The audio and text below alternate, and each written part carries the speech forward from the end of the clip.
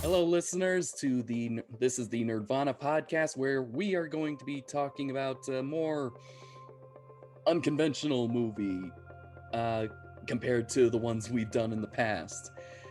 And it is I guess, I guess, I guess you could say it's a modern classic called Arrival.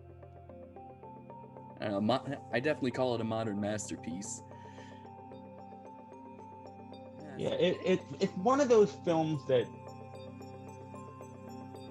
I don't know, it's just one of those films that doesn't really define a generation, but it's certainly one of those films that I think everybody needs to see.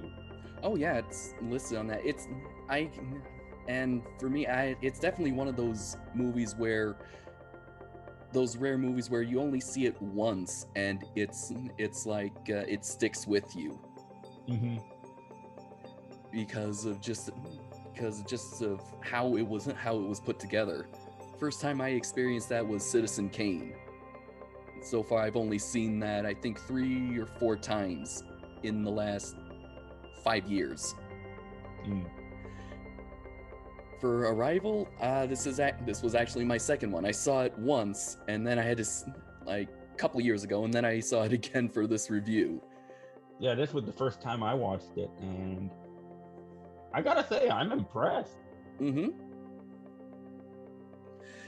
Alright, so it's a movie by Denis Villeneuve, who would actually go on who previously made Sicario, another winner of a few Oscars, and would also make Blade Runner 2049, the sequel to the Ridley Scott masterpiece,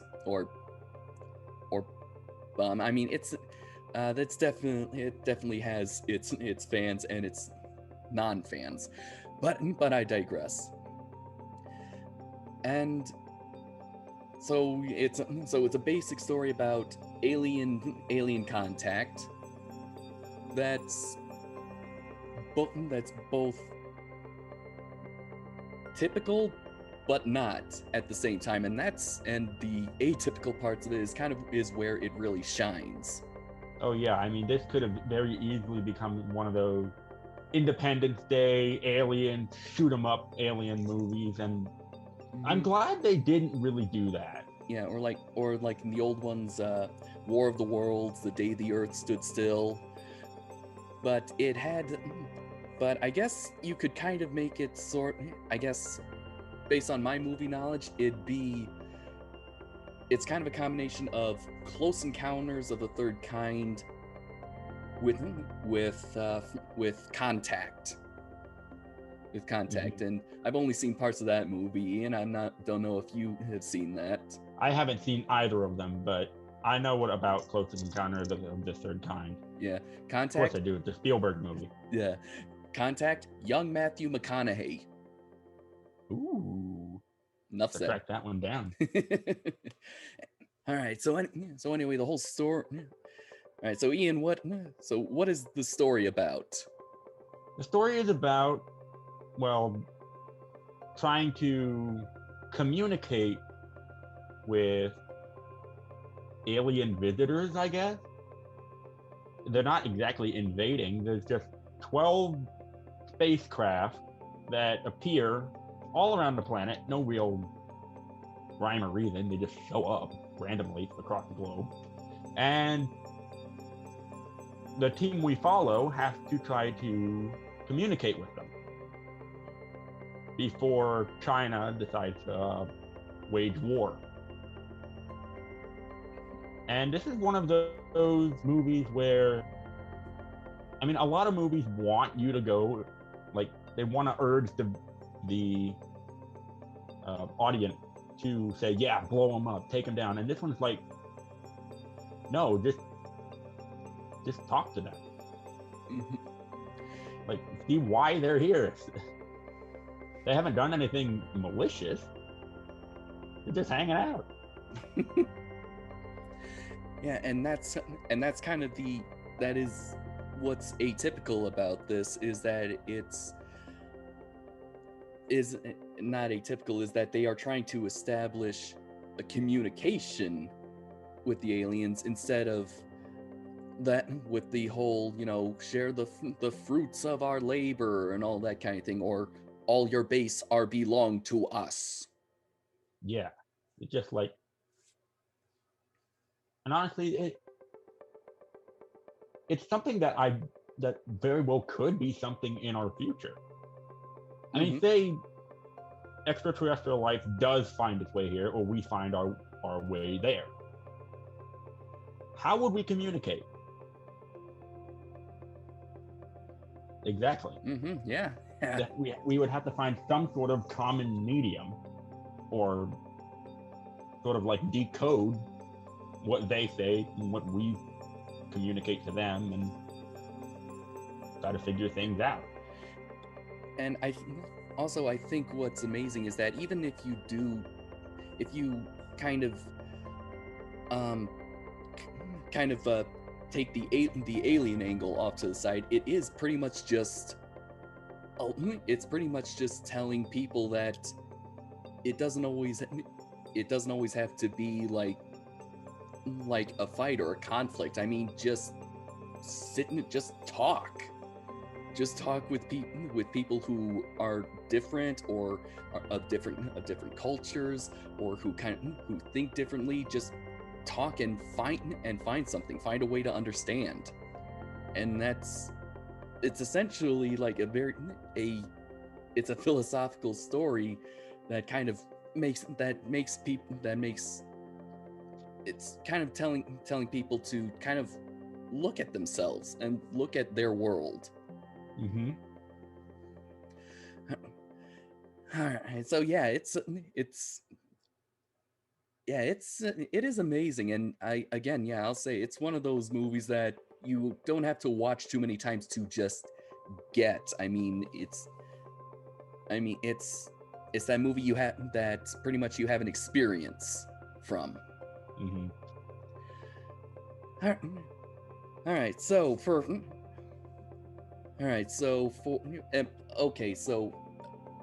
and also to add to your storyline, Ian, there's a nice little twist at the end. Yeah, this is... No, we'll get to that later. Get that. All right, our cast of characters. We'll kind of talk about three of them, at least the ones that are kind of the more important. There's Amy Adams in the lead role of Dr. Louise Banks, who's a linguist expert. Actually, she teaches at a university. Hawkeye, our very own Hawkeye, Jeremy Renner, plays a theoretical physicist. Ian Donnelly, I actually forgot his name for a second. And third character, at least the one that made the one I remembered, Forrest Whitaker, who plays a colonel. Let's see, what was his name? Colonel G.T. Weber. Colonel Weber.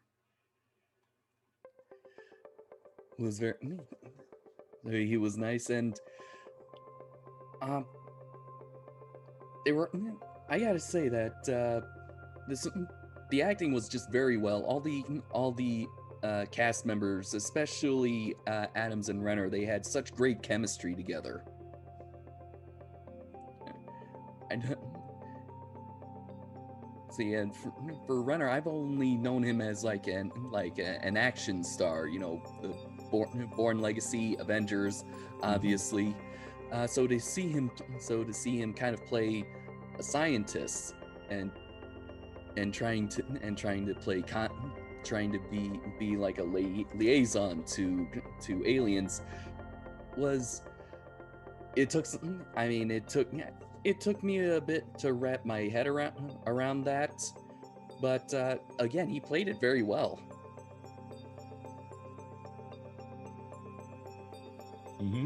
Yeah, it's a breath of fresh air. Yeah. All right, so the aliens. Okay, so these are not your xenomorphs or little green men. These look like squids. Yeah, cephalopod, which is a very interesting design, I might add. Let's see. There was something in the trivia about this. Like that's supposed to be. I think that's supposed to be based on the scientific theory that the next evolutionary step, or at least the next dominant species, you know, after we as humans leave the planet, would be cephalopods. I have heard that, and that I do like that train of thought. It makes sense. They're very intelligent, and the design they gave these heptapods is very, very interesting. They're honestly that weird combination of creepy and beautiful. Yeah. So don't you think it's kind of weird, or kind of almost, I don't know, poetic, that what's supposed to be like the next step in evolution, you know, after humans leave the earth, that the ones that kind of help humans in their next step of evolution is the aliens are technically cephalopod in design. Yeah. And I mean, you know, assume we don't kill ourselves off.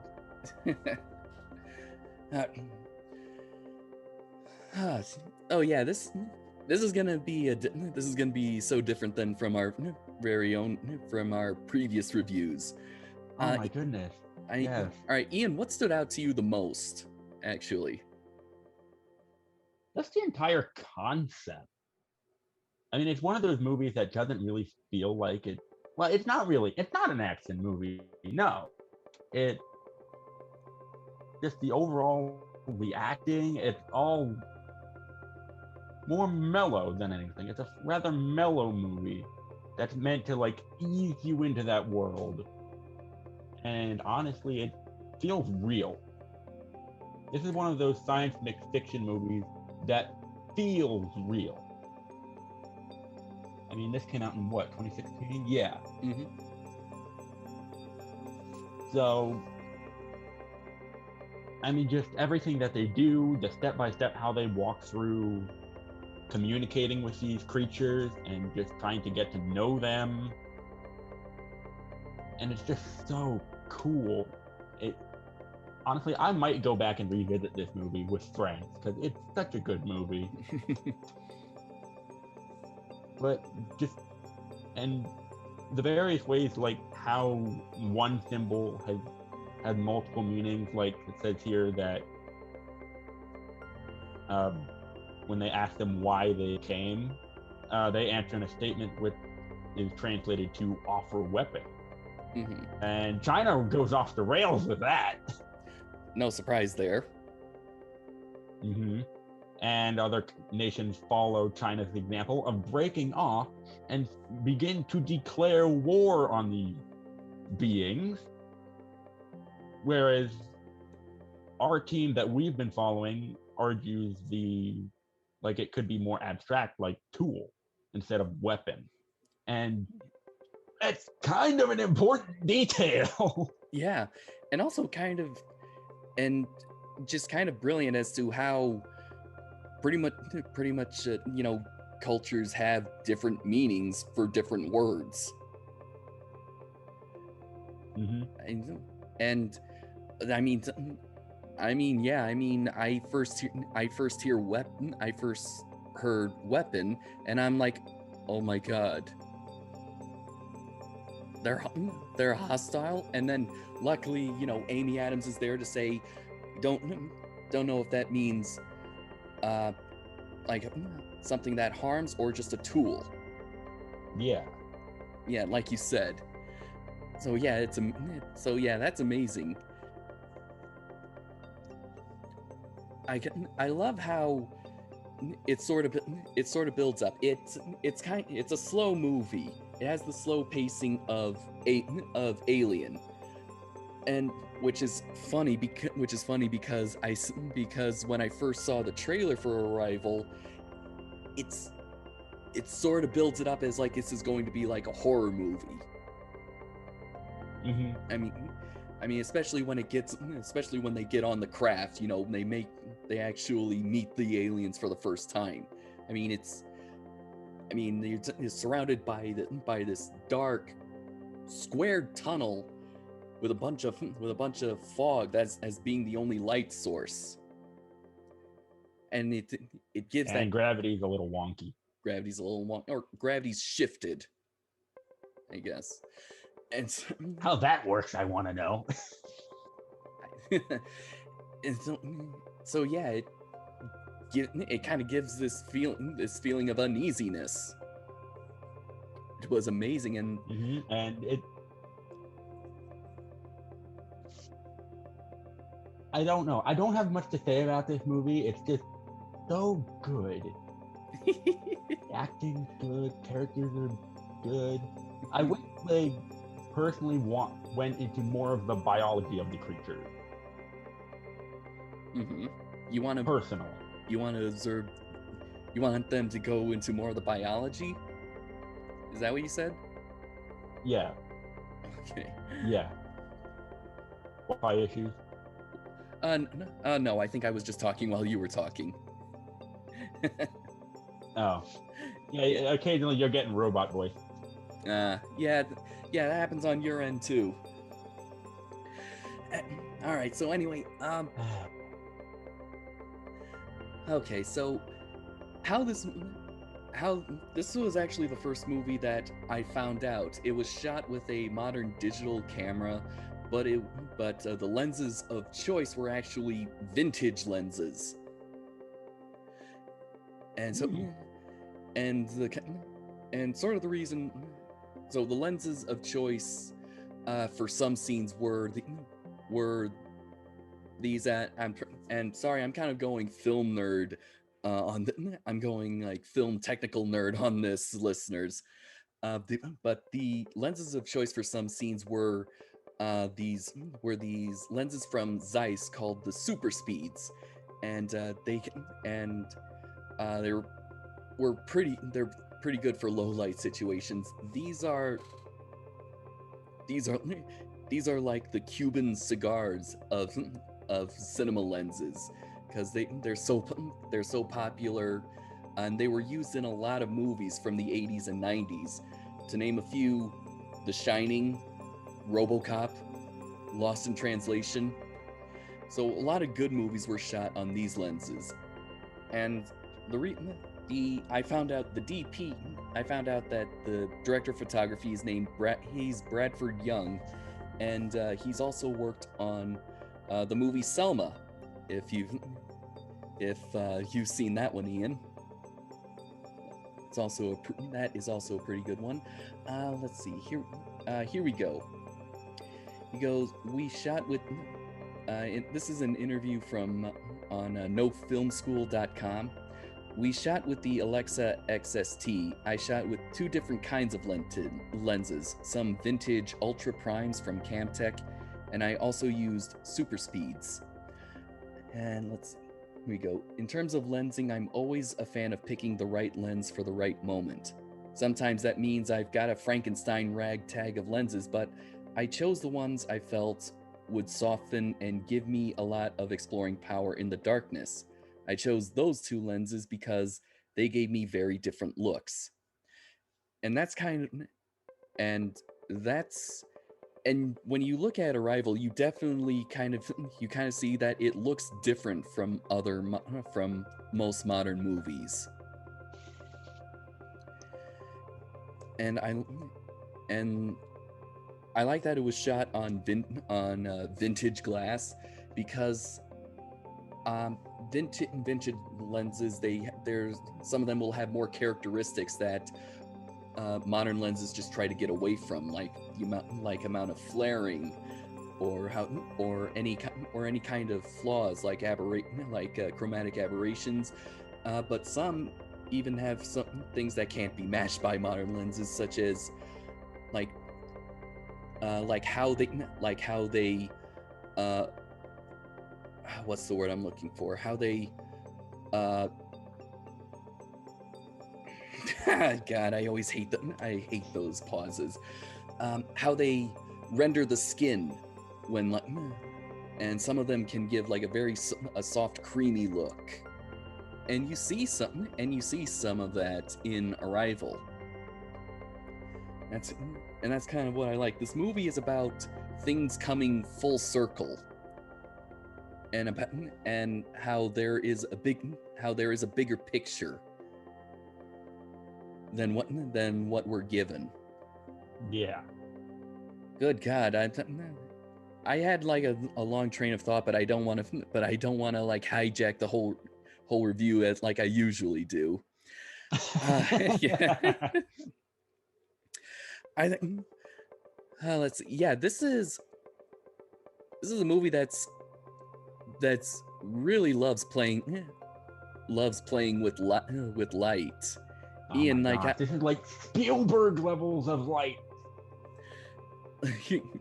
Like Ian, Ian, like how, like did it bother your eyes of how much darkness, or how kind of like washed out or muted everything was? Not really. I watched this right here on my laptop with all the lights turned off. Oh, I probably should have done that. All I did was just watch it. I just watched it on my computer with the lights on. Well, there's your problem.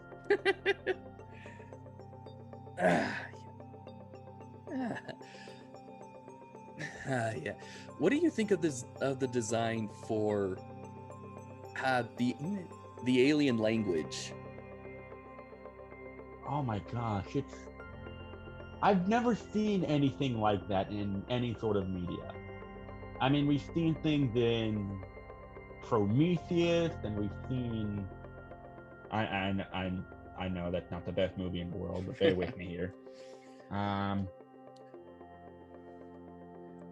I mean, basically all the alien languages that I've seen at least superficially look like ours. Yeah, and they're usually very common. They're like glyphs. Mm-hmm. They're yeah. Which is basically what most human languages are. Yeah. So yes. Go ahead. This whole the circular language is and way of conveying information I've never seen ever. It's a very unique and interesting way of conveying an alien written language. It's so cool. I love it. And how each little bit is a different meaning. Not exactly a word, but basically what correlates to words in English, at least. It's so good. And yeah, and seems to be very very complex. Oh my god, Like it, so complex. I think who was it? Was it Renner or Adams's character that said that it's like like right? Renner said it. It was like trying to write with both hands at the same time. You know, write a whole sentence. Yeah. Both. I actually had a middle school math teacher who could write his name backwards. You know, he was right-handed, but he had surgery on that shoulder, so he had to use his left hand, and he pretty much just taught himself to write backwards. It just made me think of that. And so, all right, I think we're kind of stalling for like what's the biggest part of the story. At least from a story writer's perspective, and from an editor. Well, okay, as a whole, narratively, the movie is has sort of a linear plot line, but doesn't at the same time. We get splashes of flashbacks of Amy's life, you know, with her daughter, and all that kind of thing. It implies that she was married, now divorced, and lost a daughter to cancer. But as it turns out, as the movie keeps going forward, it turns out that they're not flashbacks, they're flash forwards, which is amazing because it all goes back to the alien's language, and it's even hinted at by Donnelly, Renner's character, about explaining the, what was it, logograph? Is that what it was called? I forget what it was called. I need to look up the quotes. But it's hinted at that the heptapods logogram. Logogram. Okay, that it's not bound by time, and that kind of thing. So it turns out that knowledge of this language, that's the weapon they were referring to, is pretty much knowledge of being able to see into the future. Mm-hmm. Don't know. I don't know how, but that probably isn't. But it's a cool concept. I don't know. Probably same concept as the Bible code. If you remember, probably heard of that, Ian. I have heard of it. Yeah. Yeah. Although but this one's much more cooler. Yeah. Yeah. So the whole point. So, and that's when I really started to get invested in this movie, is when it starts going out of order, because it's like this is putting us into Banks's mindset, that because of her work with the aliens and translating this language, is that she is starting to kind of like think like them. That hypothesis that they mentioned, that you can actually wire your brain to understand a language if you study it. Let's see, it's mentioned in I think it was mentioned in the trivia, if not the Wikipedia page.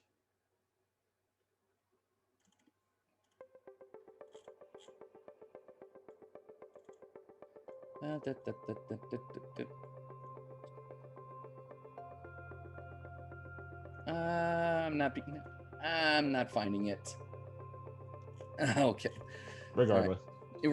Regardless, that's so. I really love the editing of this, because then it kind of really I picked up on that about halfway through the movie, that she's starting to kind of like think like the visitors. how this is actually making them being able to understand their language much more clearer. But I gotta say, I was shocked. I was shocked when really that learning the language was actually the key. Was actually the key to seeing the future, and then you find out that really that the memories of her daughter are actually visions from the future, and that it turns out she and Donnelly get married temporarily. Yeah, that's which is sad. Ah, very sad. It was amazing, and I like the whole concept. I like the whole concept of how these were 12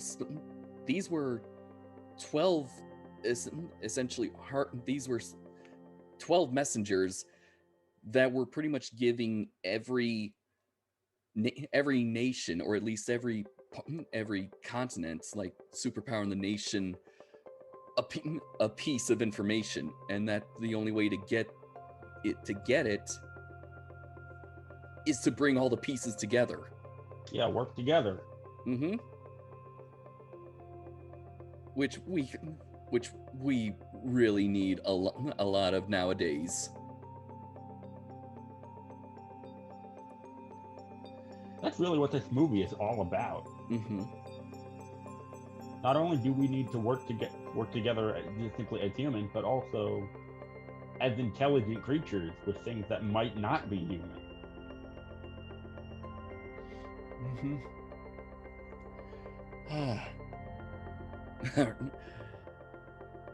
And that's why this movie is such a great experience, and one of those films that you just see once and it like sticks with you. Just the whole, oh my gosh, yeah, just the idea and the concepts and the resolutions behind it. It is amazing. I love the little bits of humor that they get into. My favorite one is, of course, they named the creatures Abbott and Costello.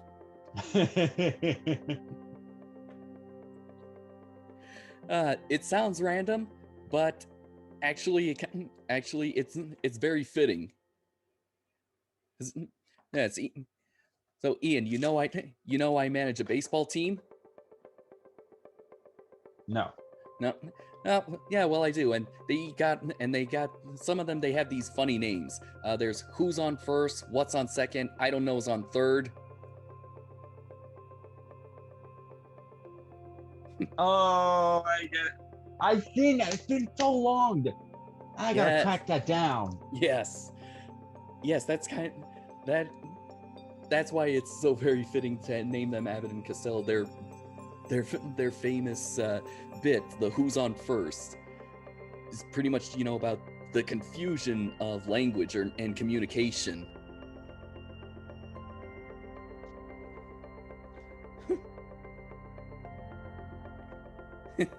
I love it. Excellent touch. Yeah.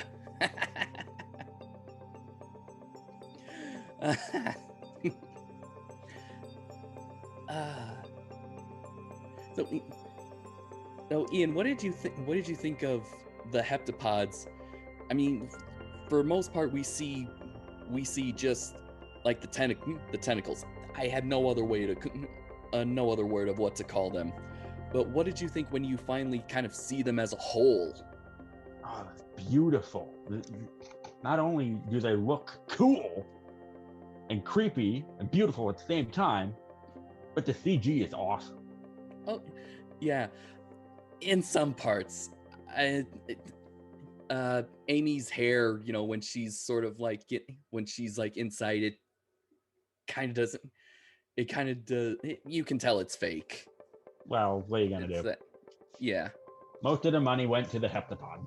True, and it was pretty cool, and I liked how they sort of like gave them a head and shoulders, and there's even points when the camera actually like points at them, like that's actually where they're speaking from. Hmm. And I love like when the session, like the communication section is done, occasionally one would just fly off like it was swimming away, and that's just awesome. Mm-hmm. Huh. Yeah. It is. Yeah, this is a really great movie, and also I kind of like I also like the idea. It was pretty clear that this movie was not made so that it could appeal to the Chinese audience, because I don't think the I don't think the Chinese would have loved how they were portrayed in this. Yeah. And so, and so yeah, if you want, and so if you want to know what I'm talking about, just leave a comment below. I don't want to get into the whole Chinese box office. And anyway, yeah, I mean, this movie is like an iceberg. It really is. I mean, it looks simple up top, but there's so much more underneath. Oh my god, yeah. And honestly, we need more movies like that. Mm-hmm. I mean, yeah, you're gonna have your big action movies, and yeah, that's fun. Let's be honest. Mm-hmm. But it's these quiet movies that really make you think. Those are the ones I think we need.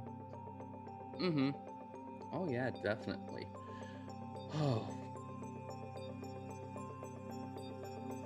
I th- oh yeah, this is a pretty short review. Ian, what was your favorite part? I guess let's go to that. Oh my god. I guess like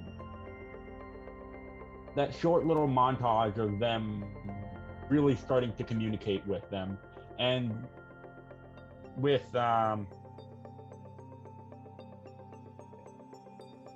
with Jeremy Renner walking alongside with the whiteboard in the back saying Ian walks, and he's walking along and Heptapod is walking alongside him. I love that so much. I love it so much. Just like how they're really starting to get a feel for these things.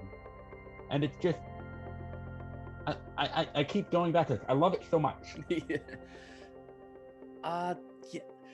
I guess I like the part because this was like this was like the big eureka moment for me when I finally figured out what this movie is. It was when after one of the sessions where Adam seems to be having sleep trouble, and they talk about that hypothesis that I couldn't name, and it kind of and then it kind of cut, and she looks off camera, and then it cuts to where she's looking at, and it is the heptapod. It's surprising as all hell, but after a second viewing, I kind of realized this was foreshadowing of her her semi-actual physical contact with the alien, and that's my second part, because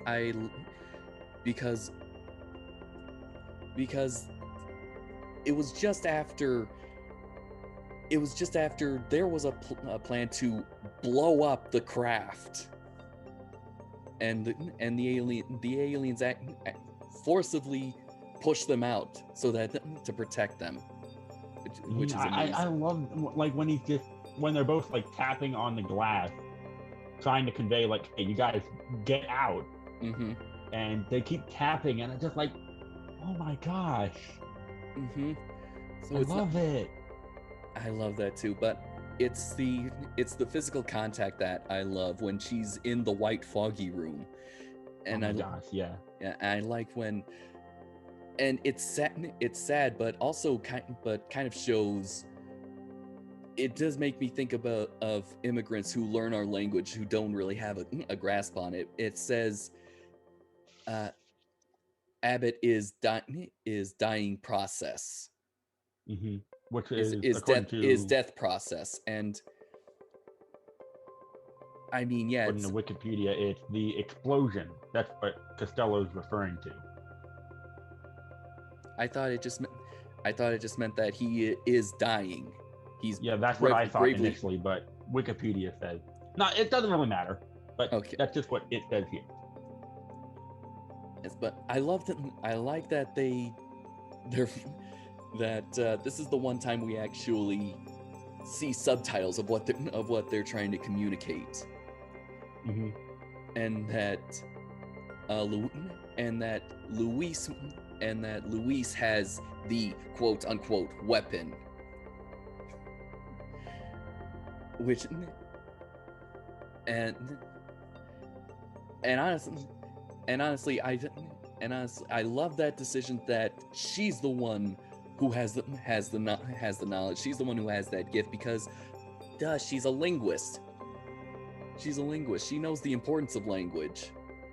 Mm-hmm. Oh, it makes sense, at least keeping with a theme.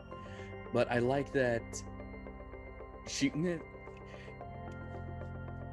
of took me. She's sort of like the spiritual successor to Ripley from Alien. I know we made that reference. I know this is only the second time I'm referring to that, but yeah, she is the maternal character, but she's the one who we're rooting for. Mm-hmm. I shouldn't have said, but no, she's the only maternal character, and we are also rooting for her. We want her to succeed. Yeah. And I mean, God,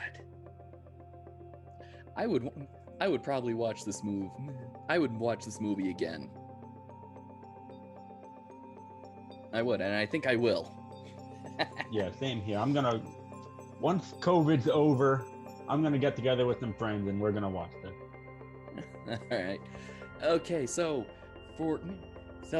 yeah, really great movie, and I know it's not a lot to talk about, but it's kind of hard to pick apart a really good movie, especially one with this much going for it. That's in it. All right, so Ian, what's your rating? Honestly, 10 out of 10 for what it is. And I'd have to agree. Good movie. Everyone should watch it. Takes an interesting concept and just runs with it straight to the finish line. Absolutely. I agree with you. I have nothing more to add to that. All right, and so I think yeah, we will cut Nerd-Vana a little short today, and you know what, Ian? I think maybe it's been about a year. Why don't we review a bad movie this next month? A bad movie? We haven't done a bad movie since RoboCop 3, and I looked back on that, and really, it was just average. Yeah. What bad movie should we do? I don't know. We'll think of it next month. Yeah. But anyway, yeah. If you haven't seen Arrival, I go watch it. We highly recommend it. Mm-hmm. It's one of those few movies that we both rate 10 out of 10. And I didn't give How to Train Your Dragon 10 out of 10. No, you didn't. I gave it 9.99998. That's right. Okay, so until next time, this is John Murphy and Ian Benoit signing off.